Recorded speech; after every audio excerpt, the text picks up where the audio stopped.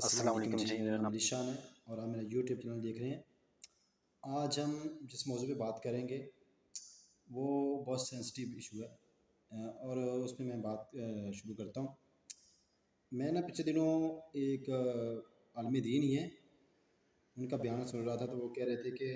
مشکل وقت میں ثاقب رضا مصطفی صاحب ہیں ان کا نام،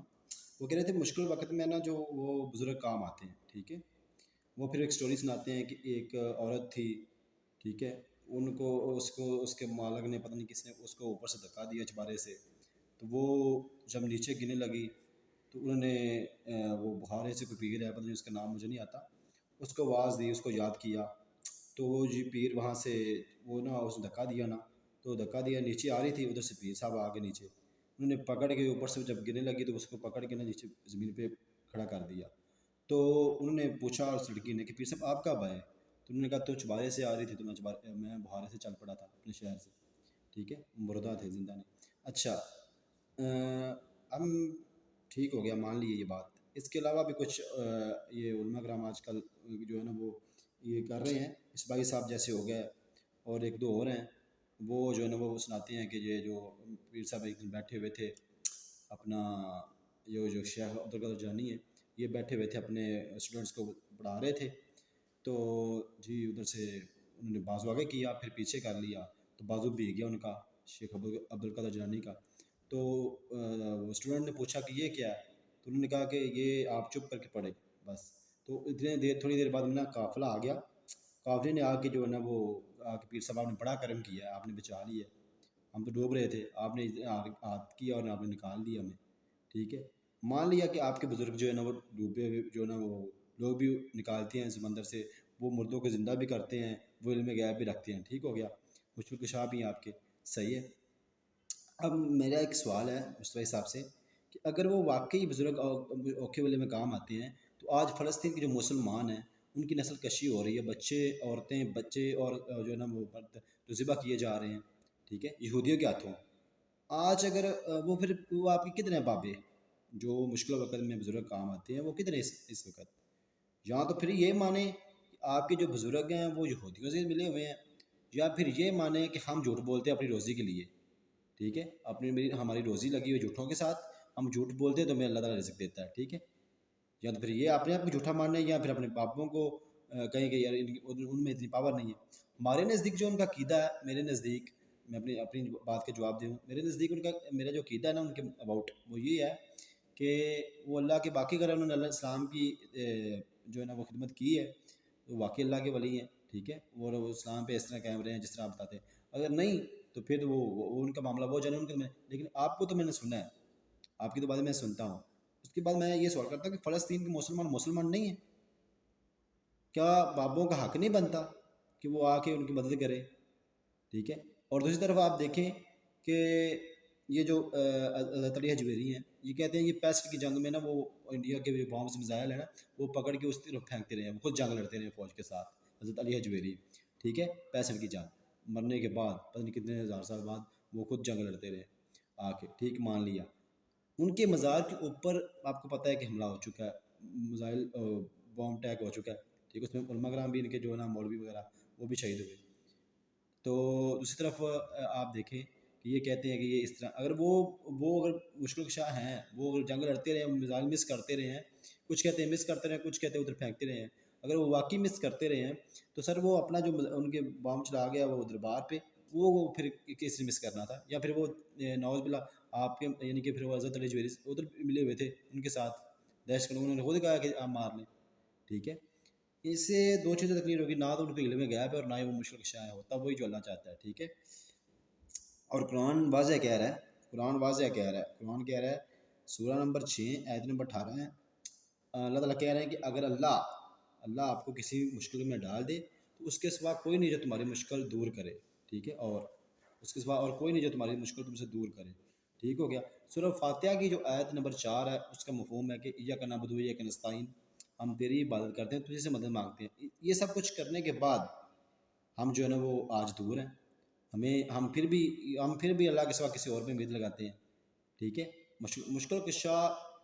اور حاجت روا صرف اللہ تعالیٰ کی ذات ہے، اور نبیوں کا مشکل کشا اور حاجت روا اللہ تعالیٰ کی ذات ہے، اور جیسے کہ نبی صلی اللہ علیہ وسلم جب دنیا میں آئے،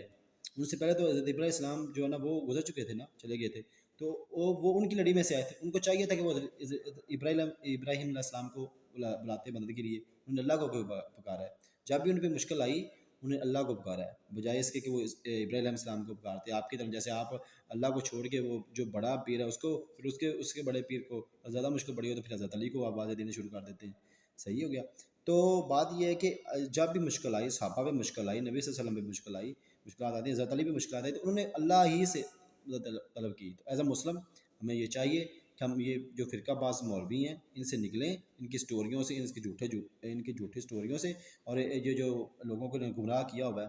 ٹھیک ہے، ان سے نکلیں اور ہم اللہ کی طرف دیکھیں۔ اور قرآن کیا کہتا ہے ہمیں؟ قرآن کہتا ہے کہ اللہ اگر تمہیں کسی مصیبت میں ڈال دے، مشکل میں ڈال دے، تو اس کے سوا کوئی نہیں ہے جو تمہاری مشکل دور کرے، ٹھیک ہو گیا۔ اور دوسری طرف آگے آپ آ جائیں، سورہ نمبر 18 ہے، ٹھیک ہے، آیت نمبر 26 ہے، وہ اللہ کہتا ہے کہ آپ کہہ دیں کہ اللہ ہی کو ان یعنی کہ میں آپ کو بتاتا ہوں یہ واقعہ یہ تھا کہ وہ جو صحابہ کہف تھے نا، ان کے بارے میں لوگوں نے پوچھا نا یہ کتنے دیر رہے ہیں اندر نبی صلی اللہ علیہ وسلم سے، تو انہوں نے کہا، اللہ تعالیٰ نے کہا کہ آپ ان سے کہہ دیں کہ اللہ ہی کو ان کے ٹھہرے رہنے کا صحیح وقت کا پتہ ہے، بخوبی پتہ ہے، یعنی ٹھیک ہے، اللہ ہی جانتا ہے کہ یہ کتنی دیر اندر رہے ہیں، ٹھیک ہے، ٹھیک ہے۔ اور اس کے بعد اللہ تعالیٰ کہتے ہیں آسمان اور زمین کا غیب صرف اللہ اسی کو ہے، اللہ کو ہی ہے، آپ کہہ دیجئے کہ زمین اور آسمان کا جو غیب ہے وہ اللہ ہی کو ہے، ٹھیک ہو گیا۔ اور اللہ کے سوا ان کے کوئی مددگار نہیں، اللہ کہہ رہا ہے اللہ کے سوا ان کا کوئی مددگار نہیں۔ آج ہم مسلمانوں کا حال دیکھ لیں، جو کتاب ہے یہ ہماری انٹریکشنز بک ہے، آپ کو میں نے پہلے بھی میں نے ویلاگ کیا تھا، اس میں نے بتایا تھا یہ کتاب جو یہ انسان کی ہدایت کے لیے اللہ تعالیٰ نے کیا ہے قرآن میں کہ ہم نے یہ کتاب اس لیے اتاری کہ آپ اس سے ہدایت پائیں، ہم نے آپ کی نصیحت کے لیے یہ کتاب اتاری، اور اللہ کہہ رہا ہے کہ ہم نے اس کو سمجھنے کے لیے آسان کر دیا ہے، تو آپ ہے کوئی اس میں کوئی جو اس سے وہ ثواب لے، ٹھیک ہو گیا۔ سر اس کے بعد ہمیں ڈاؤٹ رہ جائے کوئی، تو پھر تو یہ ہے کہ پھر ہماری وہ ہے نا اپنا، یہ ہماری غلطی ہے کہ اگر ہم اس چیز کو نہیں دیکھتے۔ دوسری طرف آگے چلے جائیں، آگے میں ایک اور آپ کو قرآن کی آیت بتا دیتا ہوں، سورہ نمبر 18 ہے، آیت نمبر 57 ہے، اللہ کہہ رہا ہے کہ اور اس سے بڑھ کر کون ظالم ہوگا جس کو اس کے اللہ کی کتاب کے حوالے سے، آیتوں کے حوالے سے ہدایت دی جائے اور وہ اس سے منہ پھیر لے، ٹھیک ہو گیا۔ اللہ کہہ رہا ہے اس سے بڑھ کر ظالم اور کون ہوگا جس سے قرآن کے ذریعے بتایا جائے کہ یہ دین ہے، یہ اسلام ہے، اور اس سے وہ منہ پھیر لے، اس سے بڑھ کر ظالم کون ہوگا، اللہ کہہ رہا ہے۔ تو آپ اندازہ کر لیں کہ اگر ہم قرآن کی آیت پیش کرتے ہیں کہ اللہ ہی سے مدد مانگنی ہے، اللہ ہی مددگار ہے، تو پھر یہ لوگ کہتے ہیں کہ یہ ہو گیا، یہ ہو گیا۔ سر ہمیں اس چیز کو دیکھنا ہے۔ آگے میں آپ کو کچھ حدیثیں بھی بتا دیتا ہوں، نبی صلی اللہ علیہ وسلم کہ جب وہ آیت اتری نا کہ اے نبی اپنے گھر والوں کو، اپنے قریبی رشتہ داروں کو ڈر سنائیں، تو اس وقت نبی صلی اللہ علیہ وسلم نے فرمایا کہ ایک حدیث ہے اپنا دوسرا، اس کا نام کیا ہے میں بتاتا ہوں آپ کو، بخاری کی حدیث ہے 3873 حدیث ہے بخاری کی۔ اللہ کا وہ نبی صلی اللہ علیہ وسلم نے فرمایا کہ اے عبد المطلب کی اولاد، اے قریش کے لوگوں، اپنی جانوں کو اللہ کے بدلے خرید لو، ٹھیک ہے، اور اے عبد المطلب کی اولاد، اگر اللہ نے قیامت کے دن آپ کو آپ کو پکڑ لیا تو میں آپ کے کوئی کام نہیں آ سکتا، اگر اللہ نے آپ کو قیامت کے دن پکڑ لیا تو میں آپ کے کوئی کام نہیں آ سکتا، ٹھیک ہے۔ اور آگے اللہ کے نبی نے فرمایا کہ اے عبد المطلب کے بیٹے اپنا اس کا نام لیا چاچو کا، اے میرے چاچا حضرت عبد المطلب کے بیٹے، اگر اللہ نے تمہیں قیامت کے دن پکڑ لیا تو میں تمہیں اللہ کے حضور نہیں، آپ کی کوئی کام نہیں آ سکتا۔ پھر آگے فرمایا کہ اے حضرت صلی اللہ علیہ وسلم کی پھوپھی صفیہ، اگر اللہ نے قیامت کے دن تم کو کسی بات میں پکڑ لیا تو میں اللہ کے حضور تمہارے کوئی کام نہیں آ سکتا۔ اور اے بیٹی حضرت فاطمہ کو فرما رہے ہیں کہ اے بیٹی فاطمہ، اگر میرے مال میں سے کچھ چاہیے تو وہ لے لو، لیکن اگر اللہ نے قیامت کے دن تمہیں پکڑ لیا تو میں تمہارے کوئی کام نہیں آنے والا۔ اس کے بعد ہمارا جو نا وہ حضرت علی تو وہ بابے تو یہ بات بابوں کی اوقات ہی کوئی نہیں، بابوں کی کیا اوقات ہے، تو نبی صلی اللہ علیہ وسلم کے آگے جب اللہ تعالیٰ نبی کو یہ کہہ رہا ہے کہ اپنے قریبی رشتہ دار کو ڈر سناؤ، اور اللہ کے نبی نے ڈر دیکھے کیسے سنایا ہے کہ اگر قیامت کے دن اللہ نے آپ کو کسی مشکل میں پکڑ لیا، کسی وجہ سے پکڑ لیا، تو میں کوئی نہیں کام آنے والا، آپ نے مال پہ جانا ہے۔ اس کے بعد مسلمان دیکھیں، مسلمان کا کتنا عقیدہ کمزور ہے اس ٹائم، وہ یہی کہتا ہے کہ یار یہ بابا یہ اس طرح تھا. تو میں یہ کہہ رہا تھا، فائنلی میں بات ختم کرتا ہوں، میں یہ کہہ رہا تھا کہ اگر وہ بابے واقعی وہ اوکھے وقت میں کام آتے ہیں تو آج اسرائیل پہ مشکل وقت ہے. ان کے بابے تو وہ آپ کو پتہ ہے کہ 12 سال بعد بھی زندہ نکال لیتے ہیں سمندروں میں سے کشتیاں. اور وہ جو وہ نا وہ جنگیں لڑتے رہے ہیں، 65 کی جنگیں لڑی حضرت علی اجویری نے آ کے. تو وہ اگر وہ لڑتے رہے ہیں تو پھر یہ آج وہ ان کے مسلمانوں کے کیوں نہیں بدل کر رہے اسرائیل کے خلاف؟ یا تو پھر یہ ماننے کے بابے اسرائیل کے ساتھ ملے ہوئے ہیں، یا پھر ماننے کہ آپ جھوٹ بولتے ہیں، آپ آرام کھاتے ہیں دین پہ جھوٹ بول کے. تو اللہ یہ کہہ رہا ہے کہ جس نے میرے پہ جھوٹ باندھا نا اس نے بہت بڑا کفر کیا اور وہ ظالم ہے. تو آج کے لیے اتنا ہی. اپنا خیال رکھے گا اور اپنے سے چینل کا بھی. لہٰذا ہر مسلمان کو چاہیے کہ وہ اپنے دین کو خود پڑھے اور جو انسٹرکشن بک یا کتاب اور سنت ان کو دیکھے. شکریہ.